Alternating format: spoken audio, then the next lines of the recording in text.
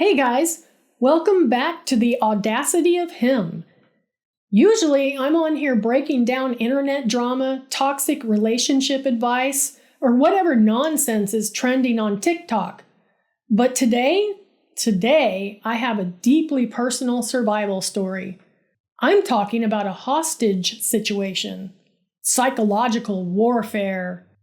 I'm talking about the time I got stuck on a jury with a self-proclaimed uber male. It started like any other jury duty. I was dreading it. I was losing $90 an hour. I was missing my true crime podcast, and the courthouse smelled like a mixture of despair, damp wool, and industrial floor wax. But the real horror hadn't even begun.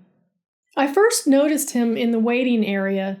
Let's call him Brad, because honestly, what else would his name be? Brad wasn't just walking into a municipal building. Brad was entering the Coliseum. He was wearing a three-piece suit, no socks, obviously because ankle breathability equals higher testosterone, and designer aviator sunglasses indoors. While the rest of us were slumped in those plastic chairs fighting for our lives, Brad was standing perfectly rigid against the wall. He literally told an elderly woman that sitting in ergonomically designed chairs was a beta trait designed by the state to compress the spine and foster compliance. Then came the metal detector. I watched the tired security guard pull the most ridiculous items out of this man's pockets. I kid you not, a tactical grappling hook, a Ziploc baggie of dry scoop creatine, a bag of raw almonds, and a heavily highlighted copy of The Prince. He referred to his pocket knife as an everyday carry tactical asset for urban disruption. The security guard just looked at him with dead eyes and said, "Sir, this is a municipal courthouse. Put it in the bin or go back to your car." Brad stared at him for a solid minute, trying to win an alpha staring contest with a man making $14 an hour before finally marching back outside to his car. Then came the voir dire, jury selection. We were all sitting in the jury box, praying to any deity listening that we would get dismissed. Brad was sitting in seat number 8. He was taking up 3 entire zip codes with his man-spreading, steepling his fingers under his chin like an anime villain analyzing a battlefield. The prosecutor, a totally normal guy in a wrinkled Men's Warehouse suit, looked at him and asked the standard question. "Sir, do you have any biases that would prevent you from rendering a fair and impartial verdict in the case of the state versus Gary Higgins?" Brad leaned forward. He dropped his voice an entire octave into this fake, raspy podcaster bro register. He literally said, and I memorized this because it fundamentally rewired my brain, "I don't judge men by the laws of the state, counselor. I judge them by their bone structure, their grip strength, and their pursuit of capital. Your laws are just suggestions for men who can't handle the raw chaos of the free market." The entire courtroom went silent. The court reporter actually stopped typing. I thought it was a bit.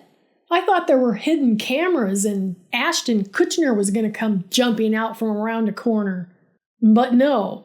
The defense attorney, a woman who looked like she hadn't slept since 2018, locked eyes with him. She saw a guy who was unhinged enough to completely derail the trial. "We accept this juror," she said, practically vibrating with chaotic energy. My jaw hit the floor. And just like that, he was in.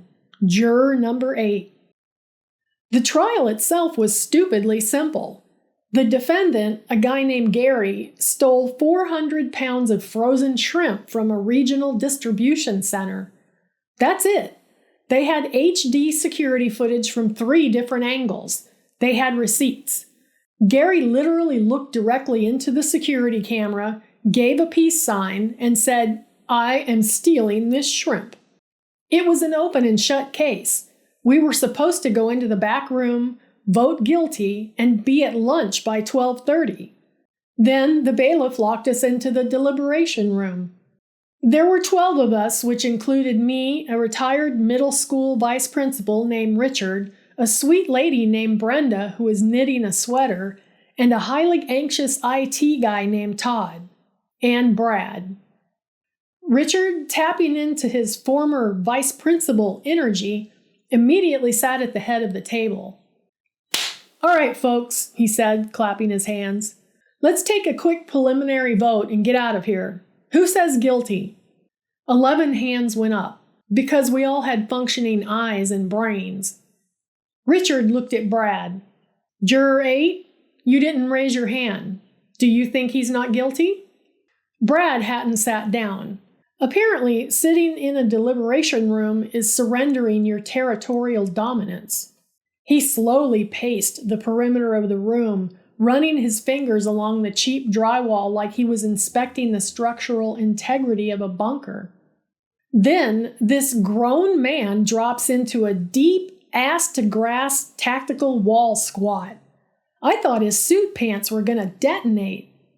"I abstain," Brad said, his voice echoing off the linoleum. Todd, the IT guy, looked terrified. You can't abstain. We have to vote so we can leave. I have tickets to the new Marvel movie tonight. It's opening weekend." Brad scoffed. He actually threw his head back and scoffed. "Leave? You want to leave so you can return to your sensory deprivation pods and consume high fructose corn syrup while the elites dictate your reality? Listen to yourselves. 11 people agreeing instantly. Do you know what that is, Todd?" "Efficient?" Todd whispered, sweating profusely. "Groupthink," Brad spat, standing up and slamming his hand onto the table. Brenda dropped a knitting needle in shock. "Groupthink is for betas. It is the death of the individual. If 11 men tell you the sky is blue, a true Uber looks up and says, 'I will determine my own hex code, you compliant peasants.'" I finally chimed in. "Dude, we watched him steal the shrimp on HD video. He confessed. What is there to debate?" Brad pointed a finger gun at me. "Everything. What is stealing? Is it not just unsanctioned wealth transfer?